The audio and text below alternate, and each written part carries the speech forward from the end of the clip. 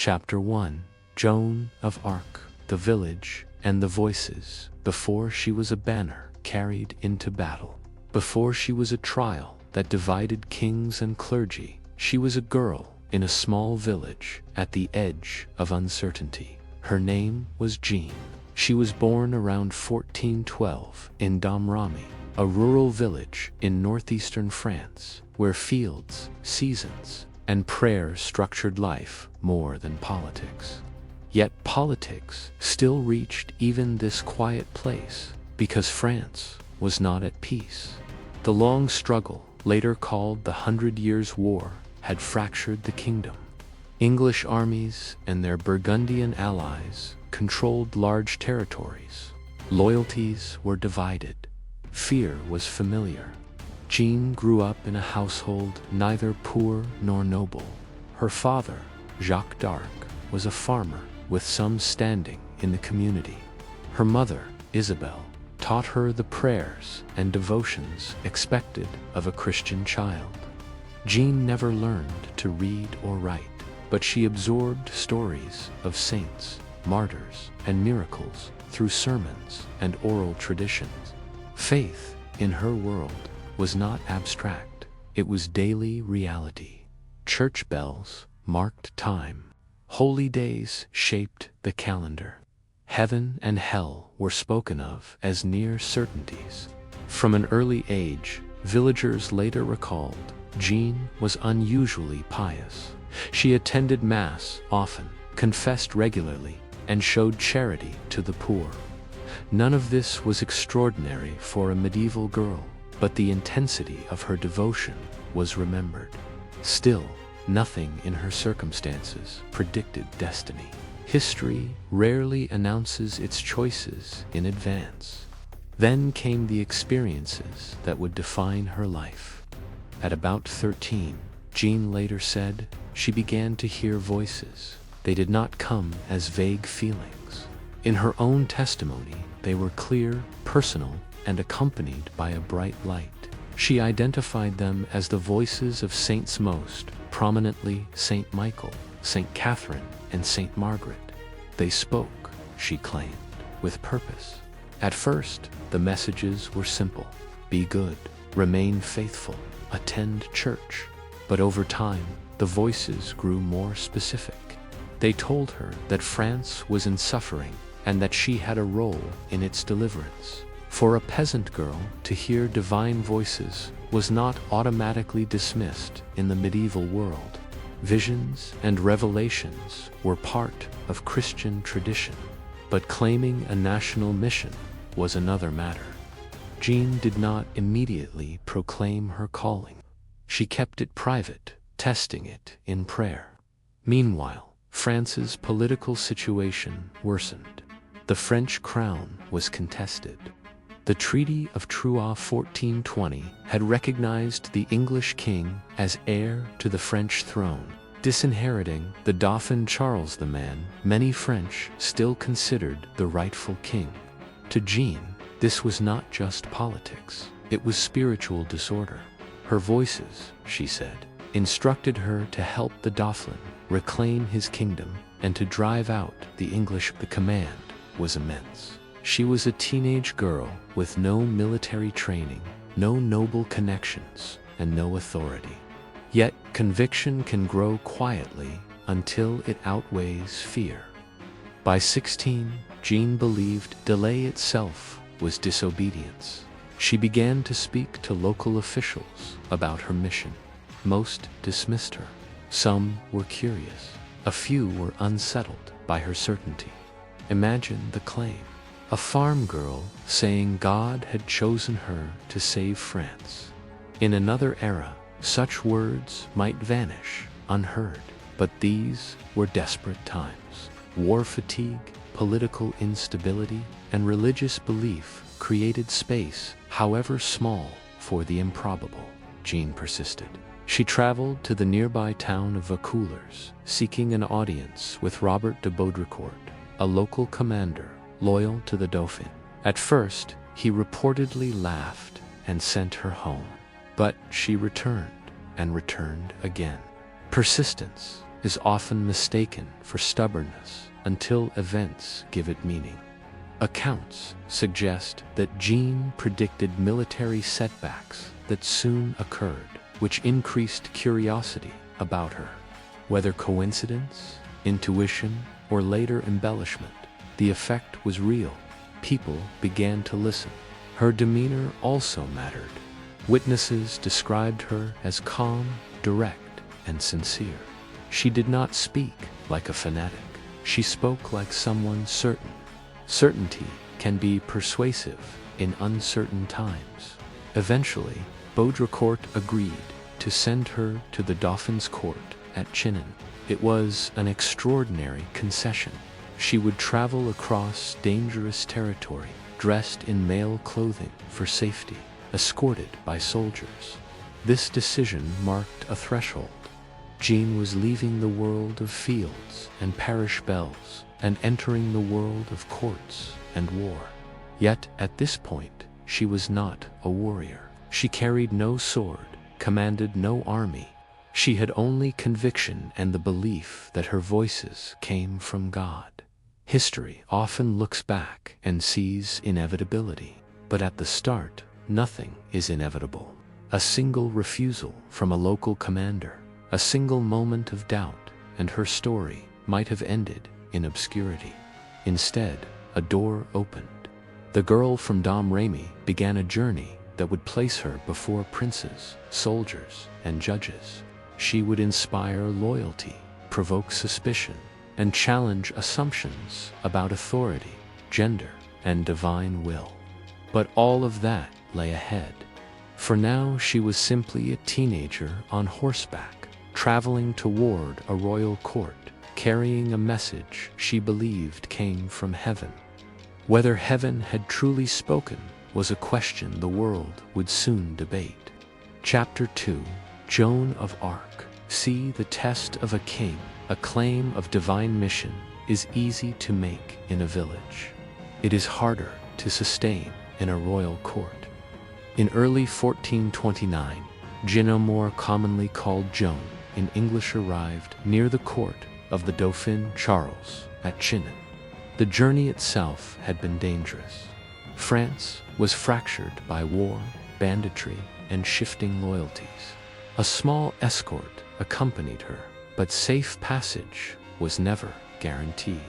Yet the greater risk was not physical, it was credibility. The Dauphin's court was a place of intrigue, calculation, and quiet desperation. Charles was not yet crowned king. His claim to the throne was contested, his resources limited, and his confidence, by many accounts, fragile. He had grown up amid betrayal and political murder. Trust did not come easily to him. Into this environment arrived a teenage peasant girl saying God had sent her to restore his kingdom. No sensible ruler would accept such a claim without scrutiny. According to later chronicles, when Joan first met Charles, he attempted a small test. He reportedly disguised himself among his courtiers, while another man took his place on the throne. If Joan truly had divine guidance, she should recognize him. Accounts say she walked past the decoy and identified Charles correctly.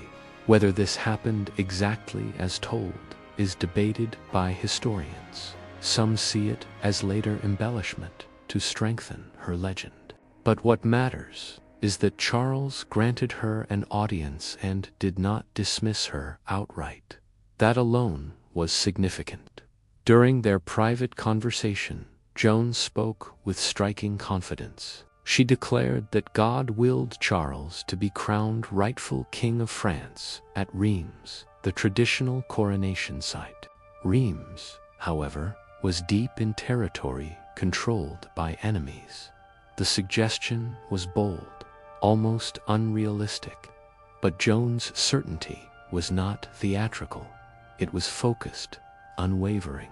She did not ask for riches or status.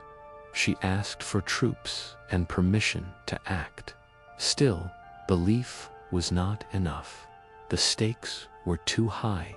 Before any military role could be considered, Joan was sent to Poitiers to be examined by theologians and clerics. This was both a religious and political necessity. If she were a fraud or heretic, supporting her could be disastrous. At Poitiers Church, authorities questioned her extensively. They asked about her visions, her faith, and her intentions. They looked for signs of deception or doctrinal error. Joan answered simply. She did not attempt theological complexity. She returned repeatedly to the same point. God had sent her to help France. One famous exchange captures her mindset. When asked for a sign proving her mission, she reportedly said, "I am not sent to Poitiers to give signs. Send me to Orléans, and I will show you the sign for which I am sent." It was a practical answer. Her proof, she implied, would be results. The examiners found no clear heresy. They noted her sincerity, modesty, and orthodox faith. While not fully endorsing her visions as divine, they did not condemn them. In a time of crisis, ambiguity could become opportunity. Meanwhile, the military situation was dire. The city of Orléans was under English siege. Its fall would open the way for deeper English control and further weaken Charles' position. Morale among French forces was low. Defeat had become familiar. Desperate situations sometimes widened the range of acceptable solutions. Charles and his advisors made a cautious decision.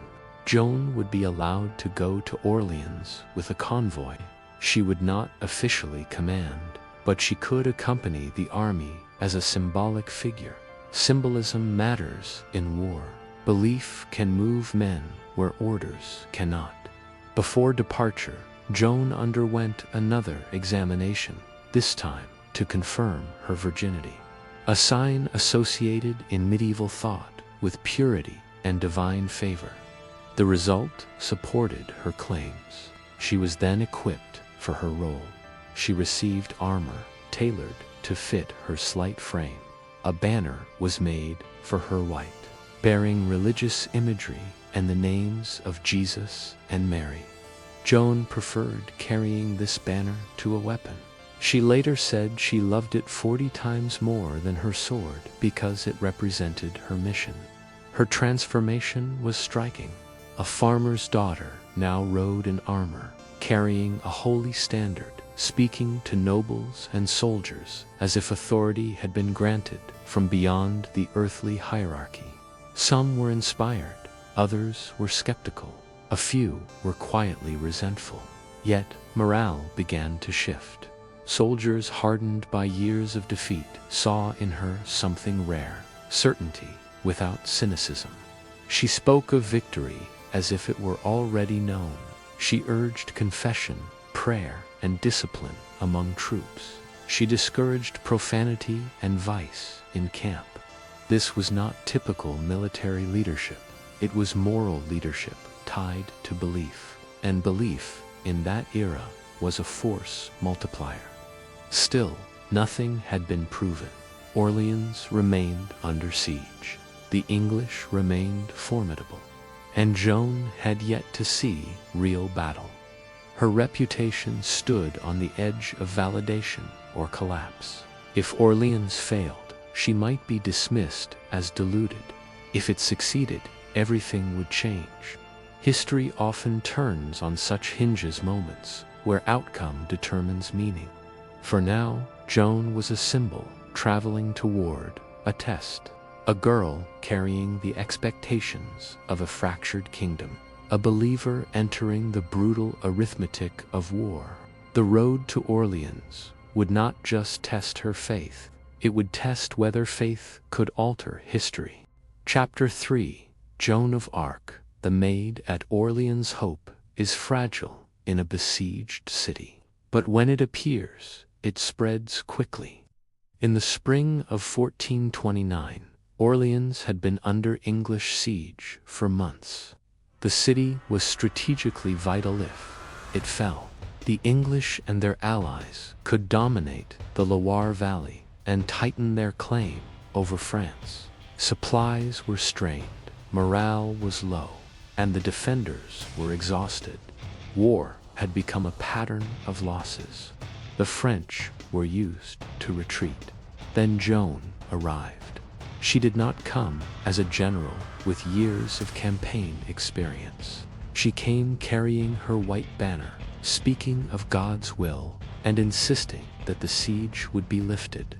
To modernize, this might seem symbolic at best, but in a medieval world shaped by faith, symbols could alter psychology and psychology could alter outcomes. Her arrival electrified the city. Citizens crowded to see her. Soldiers observed her closely. Some expected a miracle worker. Others suspected a naive girl. What they encountered instead was someone calm, disciplined, and utterly certain of her purpose. Certainty in a time of fear can be contagious. Joan quickly involved herself in the city's defense. Though not formally trained as a commander, she participated in strategy discussions and urged aggressive action rather than passive defense. She believed delay favored the enemy and contradicted divine instruction. Her approach contrasted with cautious French commanders who feared further losses. But Joan did more than push for battle. She pushed for moral reform. She urged soldiers to confess their sins, attend mass, and avoid looting or immoral behavior. She believed victory required spiritual readiness as much as military strength. Some soldiers mocked this at first, yet many complied. Ritual gave structure, belief gave courage. Then came action. French forces began a series of assaults on English fortifications surrounding Orleans. These were dangerous operations. Siege warfare was brutal arrows, cannon fire, and close combat at walls. Casualties were expected. Joan placed herself near the fighting, carrying her banner where troops could see it. She did not fight with a sword in the typical sense. Her role was presence and encouragement. But presence under fire is its own form of bravery. During one assault, she was struck by an arrow. The wound was real. So was the shock among troops. Many assumed she would withdraw. Instead, after treatment, she returned. Her return mattered more than the injury. It signaled resilience. Momentum began to shift. French attacks grew bolder. English positions weakened. Within days, key English fortifications fell. The siege, once thought nearly certain to end in French defeat, unraveled. By May 1429, the English withdrew. The Siege of Orléans was lifted. For France, this was not just a tactical victory. It was psychological reversal. After years of setbacks, a win carried symbolic weight. And because Joan had predicted success and been visibly present, many credited her. To supporters, she was proof of divine favor.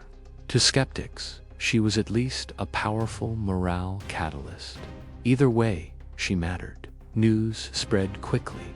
The Maid of Orleans became a name spoken across regions. Yet success brings new pressures. A single victory invites expectation of more. Joan did not claim personal glory. She consistently attributed success to God. She pressed for the next objective, clearing the Loire Valley and escorting Charles to Reims for coronation. To her, Orleans was not the end. It was confirmation of mission. Still, not everyone was comfortable. Some nobles worried about her influence. A peasant girl inspiring troops and advising strategy disrupted social norms. Medieval society was hierarchical. Authority was expected to flow from rank and lineage. Not visions, but results are persuasive. And results bought her continued support for now. The campaigns that followed would test whether Orléans was a turning point or an anomaly. Victory can inspire, but it can also provoke stronger resistance. The English were not finished, and the political landscape remained complex. Joan stood at a new threshold. No longer an unknown visionary, she was now a figure tied to real outcomes. If future battles failed, her reputation could collapse. If they succeeded, her influence would grow. History had begun to notice her, and history is rarely gentle with those it elevates. For the moment, though, France had something it had lacked for years: momentum, hope, a story of reversal. And at the center of that story rode a teenage girl with a banner, believing heaven had spoken and that her work had only begun. Chapter 4: Joan of Arc. The road to Reims' victory at Orléans changed more than a battlefield. It changed what people believed was possible. But one victory does not win a war. Joan understood this clearly. To her, Orléans was a sign, not a conclusion. The true objective, as her voices had told her, was the coronation of the Dauphin Charles at Reims. In medieval France, a king's legitimacy was not fully realized until crowned in Reims Cathedral with holy oil believed to trace back to divine sanction. Without this ritual, Charles remained politically vulnerable. The problem was geography. Reims lay deep in enemy-aligned territory. Between the Loire Valley and Reims stood towns loyal to the English or Burgundians. Marching through them was risky. A failed campaign could undo the fragile momentum gained at Orléans. Many advisors urged caution. Joan urged action. She argued that delay weakened divine momentum. In her view, God had opened a path, and hesitation would close it. Her conviction influenced not only soldiers, but also parts of the court. Charles, still cautious by nature, gradually accepted the plan. Thus began the Loire campaign. French forces moved against key towns along the river. Unlike earlier defensive strategies, these operations were assertive. Joan's presence remained a morale force. She continued to carry her banner, to pray openly, and to encourage discipline among troops. Then came the Battle of Patay. Here, the dynamic shifted sharply. English forces, famed for their long bowmen and defensive tactics, were caught before they could fully prepare their usual formations. French cavalry struck decisively. The result was a significant French victory. Patay mattered. It broke the aura of English invincibility. For years, English battlefield success had shaped expectations. Patay suggested those expectations were not destiny. Combined with Orléans, it created a narrative of reversal, and Joan was inseparable from that narrative. The road toward Reims began to open. As the army advanced, something remarkable occurred. Several towns surrendered or opened their gates without major resistance. Whether out of fear, political calculation, or belief in Joan's divine mission, the effect was the same. The march became less a grind and more a procession. Momentum in war is partly military, partly psychological, and partly symbolic. Joan represented all three. Still, risks remained. Burgundian loyalty to the English complicated the landscape. A single strong stand could stall the campaign. Yet none materialized strongly enough to halt the advance. Finally, in July 1429, the army reached Reims. The city accepted Charles. The cathedral prepared for ceremony. On July 17, 1429, Charles was crowned King Charles VII of France. The ritual followed tradition, anointing with holy oil, sacred rites, solemn declarations for supporters. This was not merely politics, it was restoration of rightful order. And Joan stood nearby with her banner. She later said she loved her banner most because it had shared in the work. Symbolically, it had. It had been present in battle, and now in coronation. It linked war and legitimacy, action and sanctification. For Joan, this was a fulfillment. One major part of her mission was complete. Witnesses reported that she wept with relief and joy. The girl from Domremy had seen the Dauphin crowned king. The improbable had become real. Yet success creates new questions. What comes after fulfillment? Joan wanted to continue, particularly to liberate Paris. She believed the mission was not finished. But political realities grew more complex. Charles VII, diplomacy, negotiations, and consolidation mattered as much as bold campaigns. Royal strategy does not always align with visionary urgency. Some nobles who tolerated Joan during crisis now viewed her influence with discomfort. A peasant girl advising kings and inspiring troops disrupted established hierarchies. As immediate desperation faded, tolerance for disruption narrowed. Joan's clarity remained. The court's clarity did not. The coronation at Reims marked a peak. But peaks are also turning points. Momentum is difficult to sustain. Unity forged in crisis can fray instability. Belief that lifts can later isolate. Joan had helped change France's trajectory, but she was still a teenager in a world of hardened politics. Her role in war had been extraordinary. Her place in peace was uncertain. History often celebrates the climb and complicates the descent. For now, though, France had a crowned king. A symbol of legitimacy had been restored. And Joan had become more than a rumor or rallying figure. She was now tied to the crown itself. That connection would protect her for a time and endanger her later. Because once politics regains strength, miracles face scrutiny. Chapter 5. Joan of Arc. Paris and the fractures of victory. Coronations create legitimacy. They do not end wars. After Reims, France stood in a stronger position than it had in years. Charles VII was now a crowned king, and Joan's role in that transformation was widely known. To many common people and soldiers, she was a sign of divine favor. But within the royal court, perspectives were more complex. Victory had reduced desperation, and reduced desperation often reduces tolerance for risk. Joan believed the next logical step was clear: Paris.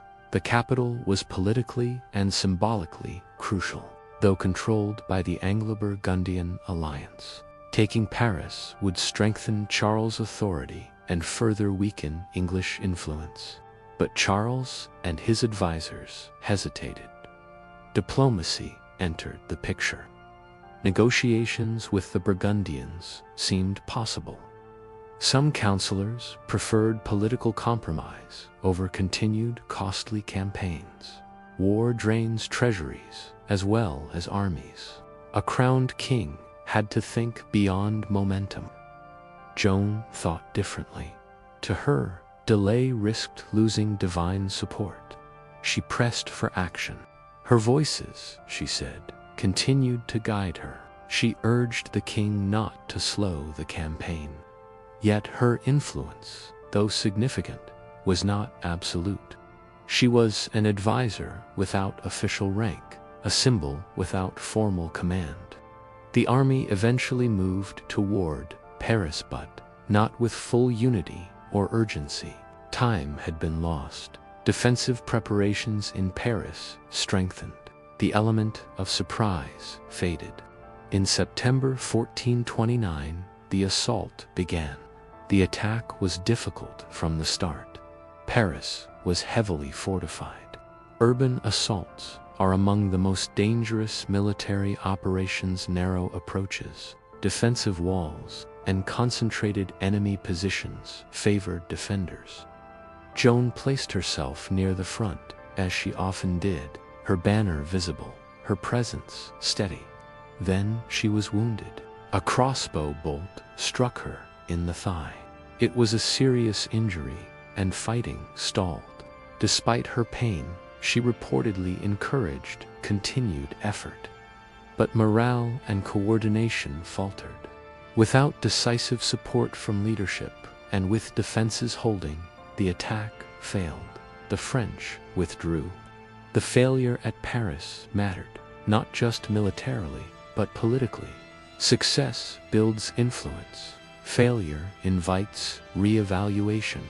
At court, enthusiasm for bold offensives cooled. Advisors leaned more toward negotiation and consolidation. Joan's urgency now contrasted with the king's caution. The alignment that once existed between her mission and royal strategy began to weaken. This was not betrayal in a simple sense. It was divergence of priorities. Charles VII had achieved coronation, his core need. From his perspective, preserving gains and stabilizing the realm made sense. From Joan's perspective, the divine mission continued until France was fully freed. Two visions of duty emerged: pragmatic kingship versus spiritual mandate. Joan remained loyal. She did not rebel or withdraw her support, but her role subtly shifted. She was no longer at the center of unified strategy.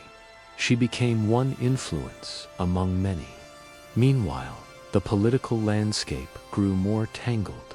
Burgundy remained a powerful actor. English forces still controlled key regions. War was not a straight line. It was a web of alliances, resources, and timing. Joan continued to participate in smaller campaigns and skirmishes. Some succeeded, some did not. None matched the dramatic impact of Orléans or Reims. The aura of unstoppable momentum faded. Yet, among common soldiers and civilians, belief in her persisted. Symbols do not lose power overnight, but courts measure influence differently. They look at outcomes, costs, and control. And Joan, by nature, was not easily controlled. Her authority came from conviction, not hierarchy. This made her valuable in crisis, but complicated in politics. The fractures of victory were now visible. Not open conflict, but subtle distancing. Not rejection, but reduced centrality. History often focuses on climactic moments, but turning points are frequently quiet. Joan was still active, still devoted, still certain, but the alignment of forces around her was shifting. The girl who had helped crown a king now stood in a more uncertain position, respected, admired, but no longer essential to every decision. And in a war shaped by shifting loyalties, uncertainty could be dangerous, because influence protects. And when influence wanes, exposure grows. Joan had not changed. Her mission, in her mind, remained, but the world around her had begun to move differently. Chapter 6: Joan of Arc, the capture at Compiègne. Great stories often hinge on moments that feel small while they happen. By 1430, the war in France had entered another complicated phase. The great surge of momentum that followed Orléans and Reims had slowed. Campaigns continued, but they lacked the same unity and urgency. Political negotiations, regional loyalties, and resource limits shaped decisions as much as battlefield courage. Joan remained active. She did not retire into symbolism. Though her direct influence at court had lessened, she still joined military efforts where she could. She believed her mission was ongoing. To her, France was not yet fully delivered, and obedience to her voices required persistence. This persistence brought her to Compiègne. The town, loyal to Charles VII, was under threat from Burgundian forces allied with the English. Its position made it strategically important. If it fell, enemy control in the region would strengthen. Joan entered Compiègne to help defend it. The situation was tense. Skirmishes occurred around the town as Burgundian troops tested defenses. These were not grand battles like Orléans. They were local engagements, fluid and dangerous. On May 23, 1430, Joan joined a sortie and attack launched from the town against enemy positions. Such operations aimed to disrupt besiegers and assert initiative. They were risky, but common in siege warfare. At first, the French pushed outward. Then the tide turned. Burgundian reinforcements arrived. Pressure mounted. The French forces began retreating toward the town gates. In the chaos of withdrawal, timing was everything. A gate closed too early could trap soldiers outside. Too late could let enemies rush in. Joan was among the last to pull back. Accounts differ in detail, but the outcome is clear. She was separated from safe entry, surrounded, captured. She did not fall in heroic last stand drama. She was taken in the confusion of retreat, the ordinary unpredictability of war. Captured by Burgundian troops, she became a valuable prisoner. This was not just a military capture, it was a political asset. Joan was famous. Her reputation carried symbolic weight. Whoever controlled her held leverage, and leverage could be sold. At the time, ransoming prisoners was common. Nobles captured in war were often exchanged for money or concessions. But Joan's case was different. She was not a noble, and her value was ideological as much as economic. The Burgundians eventually transferred her to the English. This transfer mattered deeply. The English had strong reasons to discredit her. If Joan were seen as divinely inspired, then French victories could be framed as God's will. But if she could be labeled a heretic or fraud, those victories could be reinterpreted as deception. Control the narrative, and you influence legitimacy.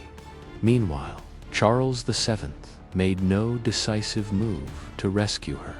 Historians still debate this.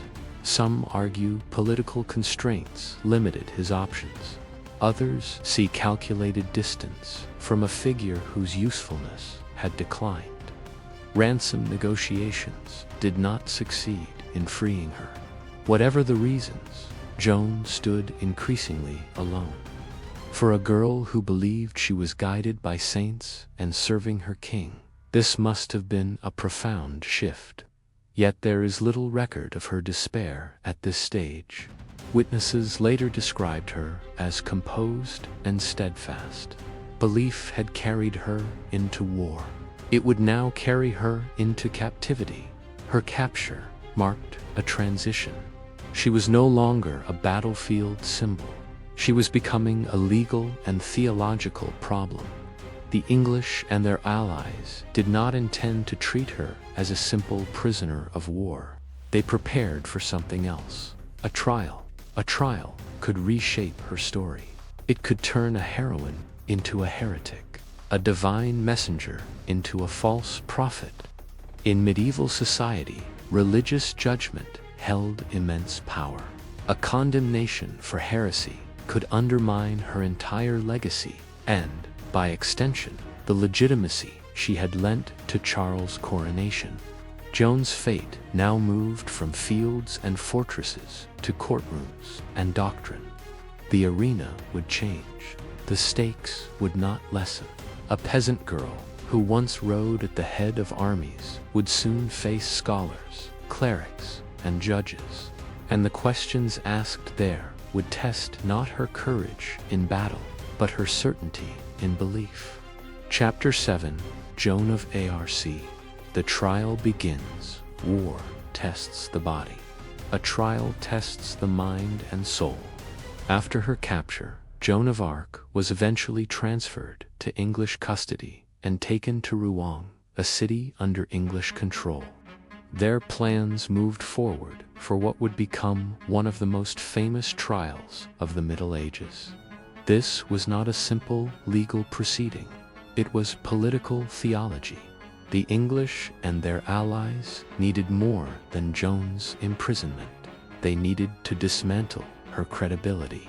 If she could be declared a heretic, then her claims of divine guidance, and by extension the legitimacy she had lent to Charles VII, could be discredited. A battlefield victory can be reversed by force. A symbolic victory must be reversed by narrative. The trial was overseen primarily by Bishop Pierre Cauchin, a cleric aligned with the Anglo-Burgundian cause. He had both political motive and ecclesiastical authority.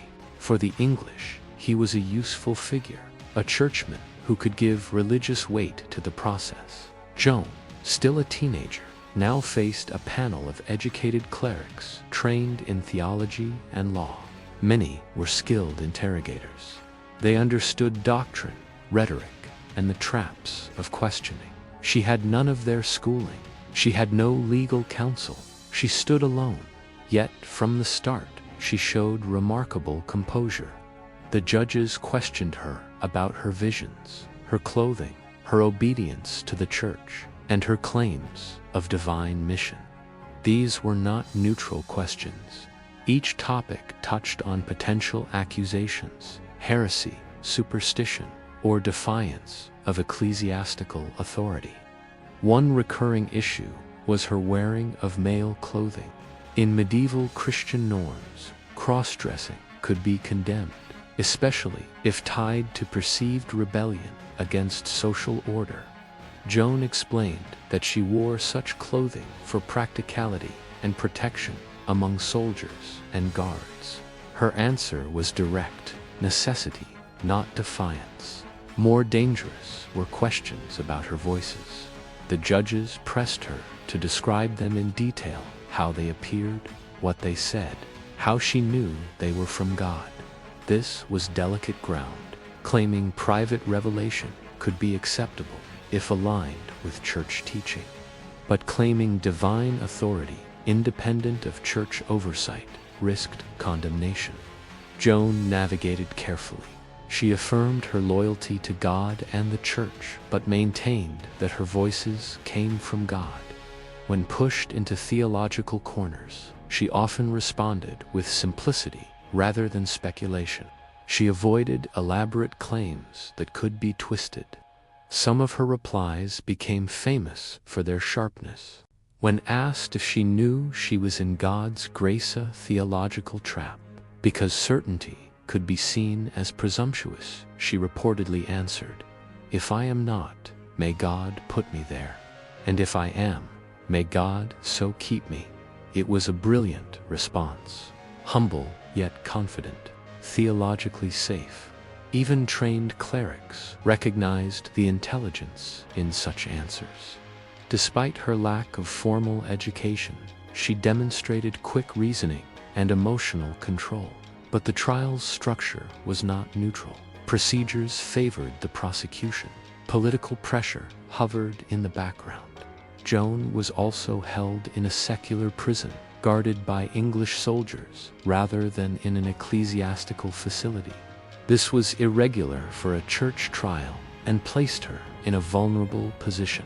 She insisted on keeping male clothing, partly for personal safety among male guards. Isolation weighed heavily. No supportive advocates stood beside her. No powerful patron intervened. Still, she did not renounce her voices. She did not claim deception. She remained consistent. Consistency can be strength. but it can also narrow escape routes. The judges sought contradictions. They revisited questions, compared statements, and looked for doctrinal missteps.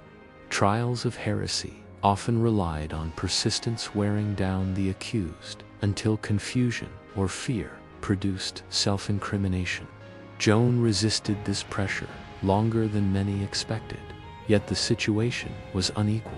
A prisoner against institutions, a teenager against scholars, a believer against political necessity.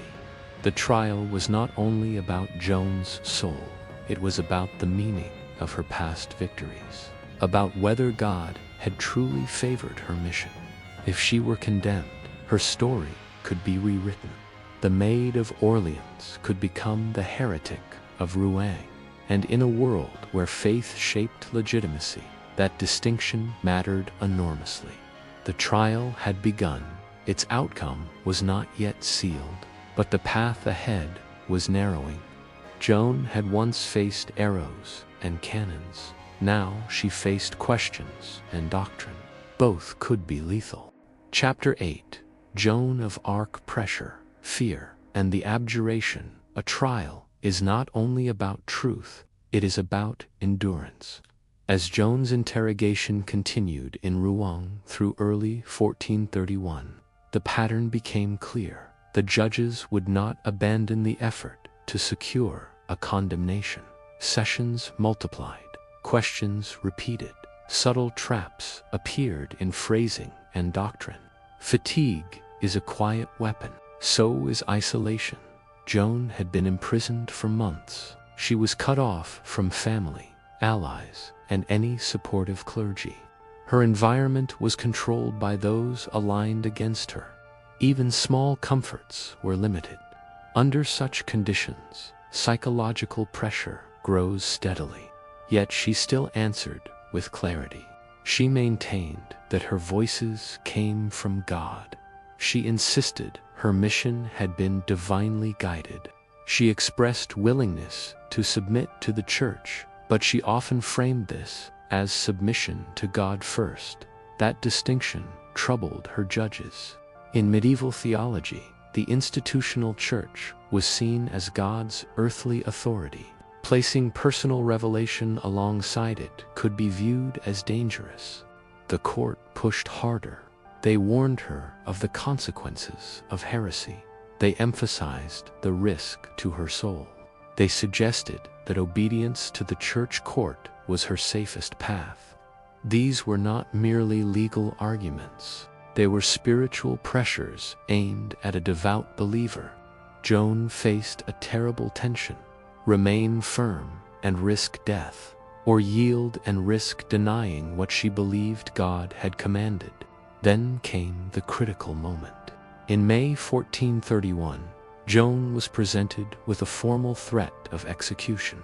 A sermon was delivered explaining her alleged errors. A documentan abjuration was prepared.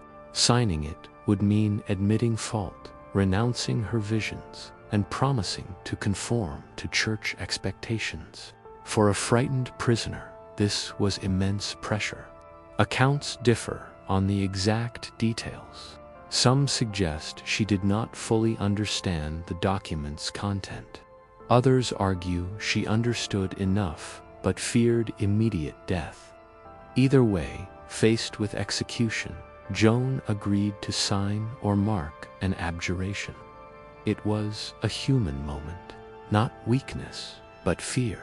Afterward, her sentence shifted.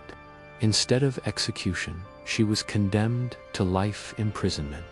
On the surface, this looked like mercy, but the conditions remained harsh, and she was still held in an English-controlled prison rather than a church facility.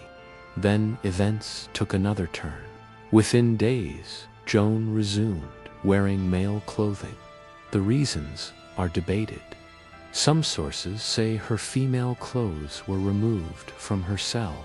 Others suggest she chose male attire again for protection. Joan herself later linked the decision to necessity and possibly to renewed confidence in her voices. This mattered legally, By resuming male dress and reaffirming her visions, she was seen as having relapsed after abjuring.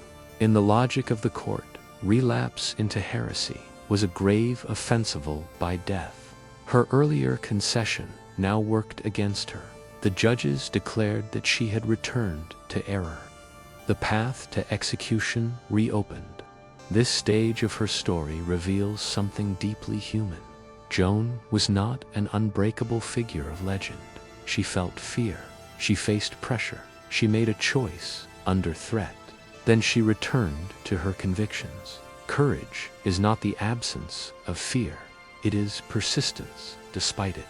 Her judges now had what they needed: a legal framework, a narrative of relapse, a justification for a final sentence. The process moved quickly after that. Joan, still only about 19 years old, stood at the edge of her fate. The court had shifted from interrogation to conclusion. The machinery of judgment, once in motion, rarely reversed. Her story, once carried by banners and armies, was now confined to parchment and verdicts. But even here, her voice remained her own.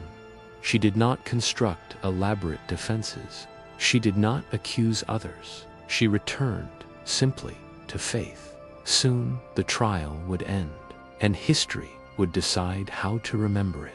Chapter NINE, Joan of Arc, the fire at Rouen. Condemnation in a medieval heresy trial rarely ended with a cell door closing. It often ended with fire. By late May 1431, the court at Rouen had reached its conclusion.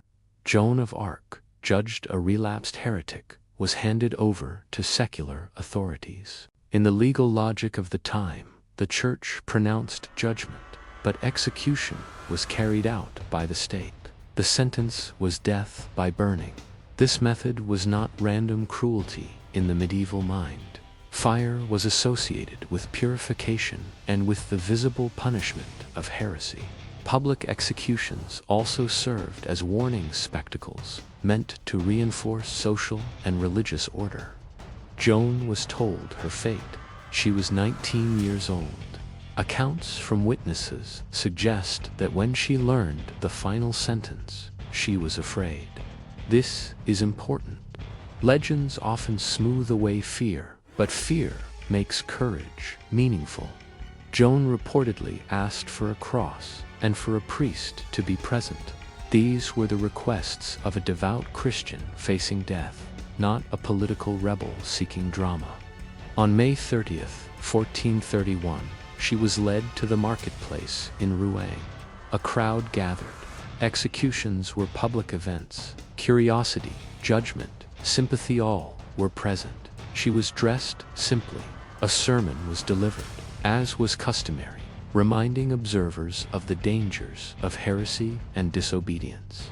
The message was as much for the crowd as for the condemned. Joan listened. Witnesses later recalled her composure. She did not curse her judges. She did not call for revenge. She spoke of God. She asked forgiveness if she had done wrong. She affirmed her faith. One detail appears repeatedly in historical testimony. She asked that a cross be held before her eyes. An English soldier reportedly fashioned a small cross from wood and gave it to her. A larger church cross was also brought from nearby so she could see it as she faced the flames. These details mattered to observers. They shaped memory. When the fire was lit, death would not have been instantaneous. Burning at the stake was a slow and terrible execution. Yet reports from the time emphasize her calling upon Jesus. To supporters, this signaled piety and sincerity to the end. Even some English witnesses were said to be moved. One account attributes to an English official the remark that they had burned a saint. Whether exact or not, such stories reflect how her death complicated the narrative her enemies sought to create. A heretic was supposed to appear defiant, or corrupted. Joan appeared faithful after her death. Her remains were reportedly burned again, and her ashes scattered in the Seine River. This was done to prevent relics from being collected. Relics could inspire veneration, and veneration could undermine the message of condemnation. The authorities wanted closure. They wanted finality, but history is rarely finalized by a single act. Joan's execution removed her from the political stage, but it did not erase the questions around her trial. Some contemporaries doubted the fairness of the proceedings. Others saw her death as tragic, rather than just end in France. Memory works differently from verdicts. The girl who had helped lift Orleans and crown a king did not vanish from popular consciousness. Stories traveled. Soldiers remembered. Citizens recalled hope during dark years. Death can silence a voice, but it can amplify a story. At Rouen, the English and their allies aimed to end a symbol. Instead, they transformed it. Joan of Arc died as a condemned heretic in official record, but in the minds of many, she died as something else. The meaning of her life was no longer controlled by judges. It passed into memory, debate, and legend. Her fire at Rouen did not conclude her story. It changed its form. Chapter 10. Joan of Arc, the reversal of judgment. A verdict can end a life. It does not always end a case. After Joan of Arc's execution in 1431, the official record labeled her a relapsed heretic. On parchment, the matter looked settled, but history moves through people, and people carry memory longer than documents carry authority. And memory in France did not align neatly with the verdict. The war continued. Time passed. Politics shifted. Most importantly, Charles VII remained king, the same king whose coronation Joan had helped make possible. As his position strengthened over the years, the shadow of Joan's condemnation became more complicated. If she had been a heretic, acting under false visions, what did that imply about the legitimacy of the victories tied to her? Symbolic problems often become political problems. By the 1450s, the political landscape had changed dramatically. The French crown had regained much territory. English influence in France had weakened. With greater stability came space to revisit the past. Joan's family helped initiate that reconsideration. Her mother, Isabel Romy, and her brothers petitioned for a review of the trial. This was not a small request. Challenging a heresy verdict meant questioning ecclesiastical authority and legal procedure. But the climate was more favorable now. Charles VII had little reason to defend the old judgment, and some reason to distance himself from it. A new inquiry began. Church officials re-examined records, testimonies, and procedures from the Rouen trial. Witnesses were called. Clerics reviewed whether proper legal standards had been followed. Questions arose about jurisdiction, imprisonment conditions, and the absence of legal counsel. Many irregularities surfaced. Joan had been held in a secular prison guarded by soldiers. She had lacked proper ecclesiastical protection. The court's political alignment raised concerns. Leading questions and procedural shortcuts appeared in the record.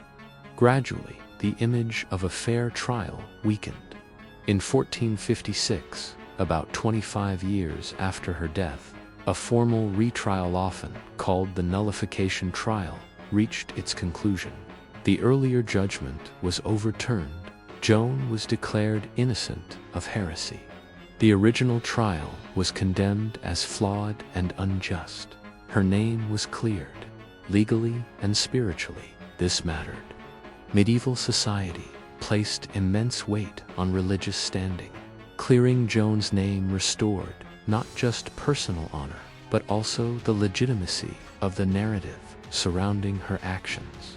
The reversal also reveals something about institutions. They can condemn and later reconsider. Joan did not live to see this vindication, but her family did. Her king benefited from it. Her story expanded because of it. Still, nullification was not the same as sainthood. It removed stigma. It did not yet grant sanctity. The transformation would come centuries later. For now, Joan moved from condemned figure to wronged one. Her story entered a new phase. No longer just a wartime symbol, she became a subject of reflection, a case study in justice, faith, and politics. People began to ask broader questions. Can courts remain fair in times of war? How does politics shape religious judgment? What happens when belief and power collide? Joan's life provided material for all these debates. The reversal of judgment did more than correct a record. It reopened interpretation. She could now be remembered without the official label of heretic. Songs, stories, and regional pride kept her memory alive. Over generations, she became less a controversial figure and more a national one. History sometimes moves in layers. Event gives memory, gives reinterpretation. Joan had entered the reinterpretation stage. The girl from Domremy, once tried and burned, was now officially recognized as wronged by the very system that condemned her. But her story was still evolving. Her legacy was not finished, because beyond courts and kings, there remained the question of meaning. What did her life ultimately represent? Faith, courage, politics, national identity. Those answers would grow clearer with time. Chapter 11. Joan of Arc. From memory to myth, history records, events. Societies remember meanings. After the nullification of her conviction in 1456, Joan of Arc no longer stood as a condemned heretic in official memory. But rehabilitation alone does not create legend. Legends grow where memory meets need. And France, in the centuries that followed, often needed Joan. The 100 Years' War eventually ended in 1453 with French victory. As the kingdom stabilized, narratives about survival and unity gained importance. Joan's story fit naturally into this narrative. She was the peasant girl who helped turn despair into momentum, the unlikely figure who stood between collapse and renewal. Yet, for a time, her story remained relatively quiet. She was remembered regionally, mentioned in chronicles, respected as a figure of past importance, but not yet elevated as a central national symbol. Medieval societies produced many heroes. Not all became enduring icons. The transformation took time, and time changes what people seek in the past. By the early modern period, France faced religious conflicts, civil wars, and shifting monarchies. In such eras, figures associated with divine guidance and national rescue gained renewed relevance. Joan began to reappear in cultural memory as a symbol of faith and loyalty. Still, her image was not fixed. Different groups interpreted her differently. Some emphasized her obedience to divine will. Others emphasized her loyalty to the crown. Some admired her courage more than her visions. The Enlightenment later complicated her legacy. Rationalist thinkers were skeptical of miracles and visions. To them, Joan could appear as a product of superstition or political manipulation. Yet even critics often acknowledged her bravery and historical impact. She could be doubted and admired at the same time. Then came the 19th century, a turning point for her legacy. This was the age of nationalism in Europe. Nations sought historical figures who embodied unity, sacrifice, and identity. France, shaped by revolution, empire, and restoration, looked to its past for symbols that transcended political factions. Joan was ideal for this role. She was not tied to one dynasty. She was not a philosopher of one ideology.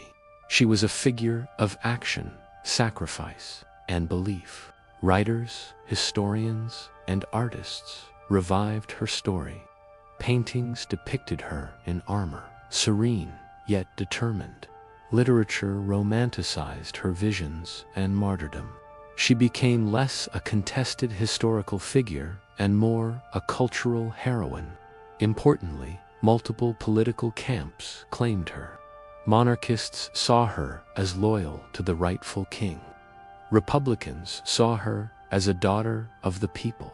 Catholics saw her as a model of faith. Nationalists saw her as a defender of France. Few figures can be adopted by such varied causes. That adaptability strengthened her myth. Myth here does not mean falsehood. It means a story carrying layered meaning. By the late 19th and early 20th centuries, efforts grew within the Catholic Church to formally recognize her sanctity. Her piety, martyr-like death, and enduring reputation supported the case. In 1909, she was beatified. In 1920, she was canonized as a saint. Nearly 5 centuries after her execution, the Church officially declared her a saint. The institution that once oversaw her condemnation now honored her holiness. History had come full circle in a striking way. Canonization did not erase historical debate, but it sealed her spiritual legacy. She was now Saint Joan of Arc, patron saint of France, of soldiers, and of those facing adversity. Yet, even sainthood did not end interpretation. Modern historians continue to study her through many lenses: political instrument, charismatic leader, religious visionary symbol shaped by circumstance, product of medieval belief systems. Each lens reveals something real. None fully contains her. What remains undeniable is this: a teenage peasant altered the trajectory of a kingdom. Few lives demonstrate that scale of impact. Her journey from village to battlefield, from courtroom to stake, from condemnation to canonization, illustrates how meaning evolves. People do not just live in history, they are reinterpreted by it. Joan's story survived because it answered enduring questions. Can conviction move armies? Can the powerless influence power? Can faith shape political reality? Generations kept asking, and her life kept offering material. By now, Joan was no longer only a historical figure. She was a mirror in which France and others could see ideals reflected. But beyond myth and symbol, there remained the human life at the center. A girl who believed, who acted, who endured. The final measure of her legacy lies there. Chapter 12. Joan of Arc. The meaning of a life. Some lives are measured in years. Others are measured in consequences. Joan of Arc lived about 19 years. By ordinary standards, it was a short life. No long reign, no dynasty, no body of written philosophy. Yet the scale of her impact far exceeded her time. This invites a deeper question. What gives a life historical weight, power, position, or influence on the direction of events? Joan had little formal power. She held no office, commanded no institution, and left no heirs. Her authority came from conviction and from the willingness of others, at least, for a time to believe in that conviction. That combination proved potent. Her presence during a critical phase of the 100 Years' War coincided with a reversal of French fortunes. Historians still debate how much of that shift was due to strategy, morale, logistics, or broader political factors. but most agree on one point. Joan changed the psychological landscape. She arrived when defeat felt normal. She spoke of victory as certain, and people acted differently because of it. Morale is intangible, yet decisive. Armies fight not only with weapons, but with belief. Joan embodied belief in a way few could ignore. Even skeptics had to respond to the effect she had on others. In that sense, her role was not simply military, it was symbolic leadership in a time of uncertainty. But symbolism alone does not explain her endurance in history. Many wartime figures fade once the conflict ends. Joan did not. Her trial, execution, and later rehabilitation extended her story beyond the battlefield.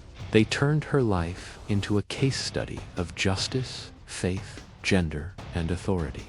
She stood at intersections between religion and politics, between common birth and royal courts, between personal vision and institutional control, between obedience and conscience. Few figures occupy so many crossroads at once.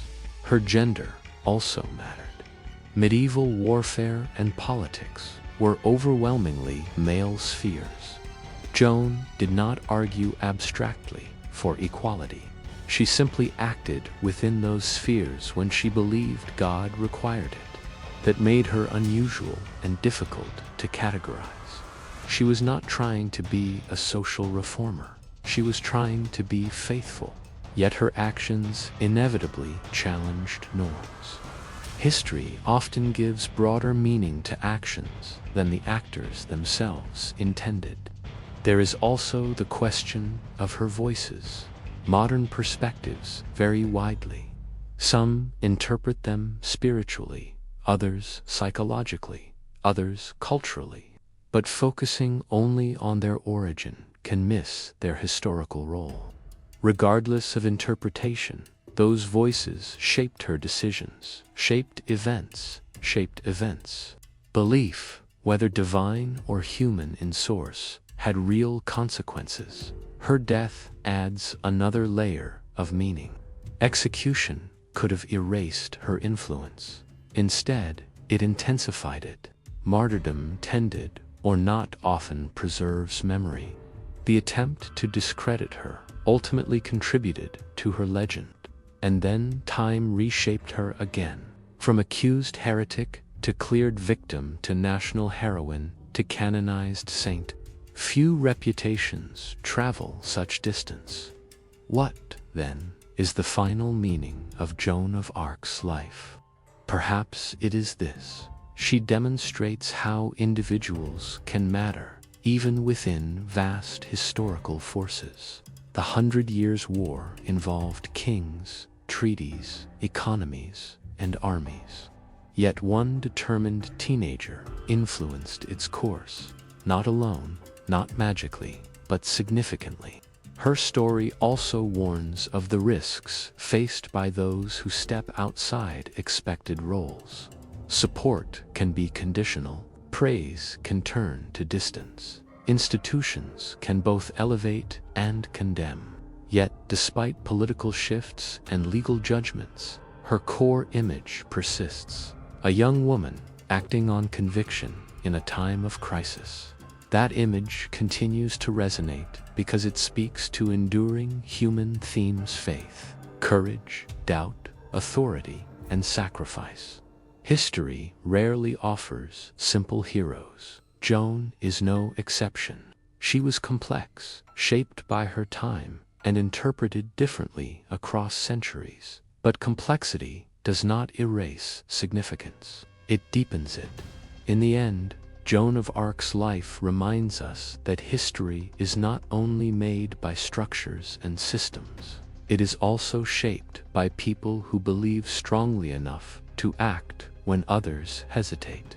A village girl heard voices, a kingdom listened, a trial condemned, a later age reconsidered, a nation remembered, and the story endured.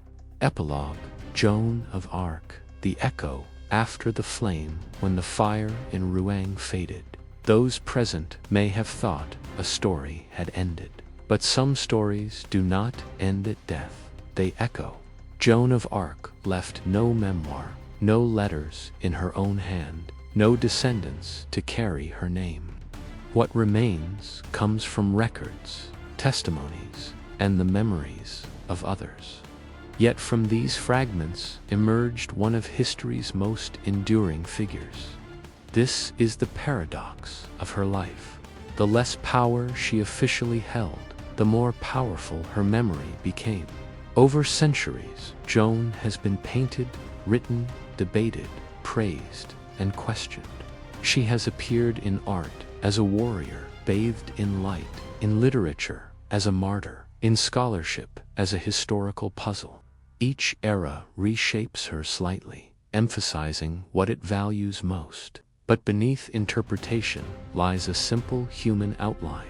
A girl believed she was called. She acted on that belief. She accepted the cost. Whether one views her voices as divine inspiration, psychological experience, or cultural expression, the historical result is the same.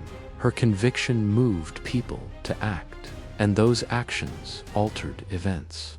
Few individuals demonstrate so clearly how belief can translate into history. Her story also reminds us that justice and judgment are not always aligned in the moment. Institutions can err, politics can influence verdicts, truth can be contested, yet over time, reassessment is possible. Her posthumous rehabilitation shows that history is not only a recorded, is also a process. There is another quiet lesson in her life. Joan did not set out to be a legend. She set out to do what she thought was right. Many historical icons are remembered for ambition. Joan is remembered for conviction. That difference matters. Ambition seeks achievement. Conviction accepts risk. One aims at success, the other at fidelity to belief. Her courage was not the absence of fear. It was action despite fear, on battlefields, in courtrooms, and at the stake. In modern times, where voices compete for attention and certainty is often questioned, Joan's story feels distant, yet familiar. She raises enduring questions. What would we risk for what we believe? How do we judge those who act on deep conviction? When does society support them and when does it turn away?